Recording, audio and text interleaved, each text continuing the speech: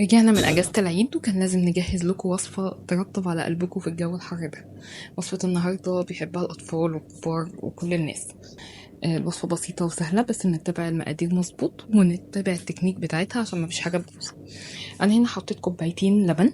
ممكن تجيبي لبن مبستر عادي، ممكن تستخدمي كوبايتين مية واربع معالق لبن بودرة عادي جدا. حطيت عليهم معلقتين كبار نشا ومعلقتين كبار سكر. حطيتهم على النار، قلبتهم كويس جدا وابتدوا يغلوا ويتقلوا شوية كده. هما مش بيوصلوا للقوام المهلبية، بس هما بيدي تقل كده شوية. فضيتهم من بالليل وحطيتهم في علبة محكمة الغلق في التلاجة. نيجي للبسكوتات بتاعة الكونو. البسكوتات دي بتبقى عند مستلزمات الحلويات عادي جدا. الباكو مش غالي، الباكو فيه 15 بسكوتة من 15 جنيه ل20 جنيه، مش بيبقى كتير خالص. ده شكل ال- المهلبية بتاعتنا او الحليب المكثف اللي احنا عملناه في الاول.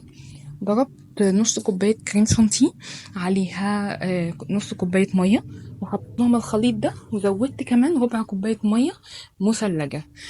عايزة تتنازلي عن الخليط اللي احنا عملناه في الأول، مفيش أي مشاكل. ممكن تدوبي نص كوباية مية دافية، عليهم نص كوباية لبن بودرة، عليهم معلقتين زبدة، وتقلبيهم حلو جدا لغاية لما الزبدة تسيح وتدي تقل كده، وحطيها عليهم هيدي نفس الطعم، مفيش أي اختلاف. حطيت النص في البولة والنص التاني في العجين. حطيت عليه 3 معالق نوتيلا. انا بستخدم سما او دريم، المتوفر عندك استخدميه. بتدي تقليبه بسباتيول، مش لازم تضربيها بالمضرب، لو عندك مضرب مفيش مشاكل اضربيها عادي. البسكوتات لفيناها من فوق بالفاكيوم بتاع التورت او الورق الشفاف بتاع الدوسيهات ده. المتوفر عندك اعمليه عادي خالص.